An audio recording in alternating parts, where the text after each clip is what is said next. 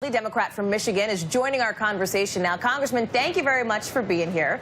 I want to start with something that one of your colleagues said, Republican colleagues, Mo Brooks, telling Axios that at this point, quote, right now the Speaker of the House does not have the votes to pass this bill unless he's got substantial Democratic support. So is there any chance you would ever support this thing? What would it take? I cannot imagine a circumstance that would have me or any other of my Democratic colleagues support this. It's a huge tax break for the richest Americans, and it will cost people who just want to get health care more for coverage that is less than what they have right now. So I don't know where they might get the idea that this plan could generate any Democratic votes, but from what I can hear, there's no support among my colleagues, and I can never imagine supporting it. Seemed like more of a political play maybe by Congressman Brooks there, but I got to ask you, the Detroit News, right, reporting today that officials in state Michigan are still trying to figure out how this plan is going to affect Medicaid expansion. There are 650,000 people enrolled in that program. Talk about that expansion to 2020, right? Is that something that you could get behind, or do you have concerns about the Medicaid expansion portion that is so critical to a lot of states? Well, I think in the long term, it would mean the loss of Medicaid as a guaranteed benefit. It would allow states at some point in time to begin to design their own systems that could leave a lot of people who are right now eligible out. And I just can't imagine that any of us could support that. The Medicaid expansion was an essential part of the Affordable Care Act architecture. It provides coverage for those of modest means and allows them that bridge to the potential of being able to procure their own insurance. Taking that away will actually not only be bad for those folks, and restructuring it and allowing states to restructure it, bad for the individuals. It'll blow up state budgets potentially, but it also has an effect of shifting costs back to private insurers, back to Medicare, and the federal government ends up paying the price for that anyway. I can't see any way that that gets any momentum at all. Let me ask you about another big story making headlines here. We're now seeing what the New York Times is calling the largest leak of CIA documents in history. Are you confident in the wake of this kind of leak that the president can work effectively with members of his intelligence community?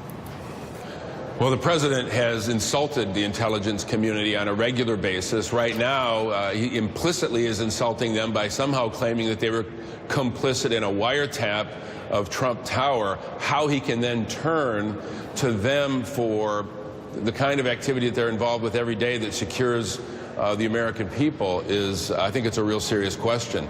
And it proves and it shows that there are consequences to the irrational and sort of bizarre behavior that we've seen from this president. It doesn't happen in a vacuum. It's not limited to his Twitter followers. There are real consequences. His ability to work with the intelligence community, his ability to work with Congress or with other nations is being compromised by his, frankly, bizarre behavior.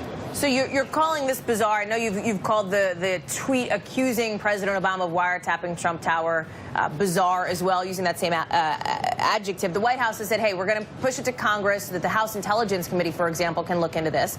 Do you believe that that is appropriate, that it is okay for the House Intelligence Committee to see if there's anything out there on this?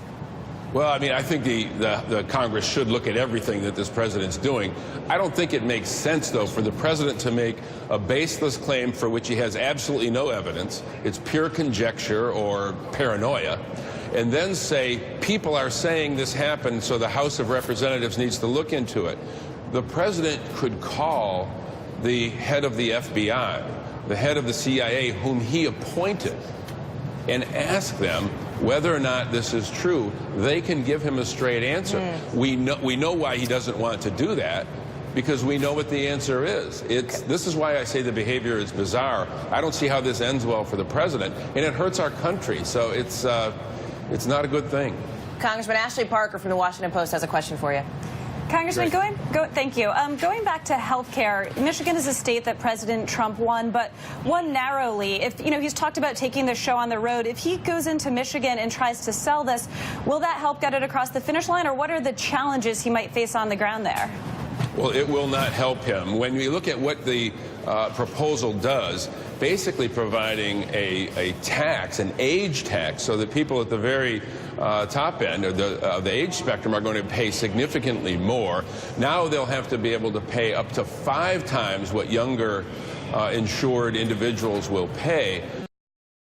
Age tax, I don't know how he goes back to some of those people who put their faith in him because they believed he would bring the jobs back and say, by the way, you're going to get less health care coverage, you're going to have to pay much more for it because I've decided as president that I'm going to give $600 billion in tax breaks to the richest Americans. That is not going to sell with those Trump voters who are putting their faith in him, and it's not going to help him in Michigan or any other state.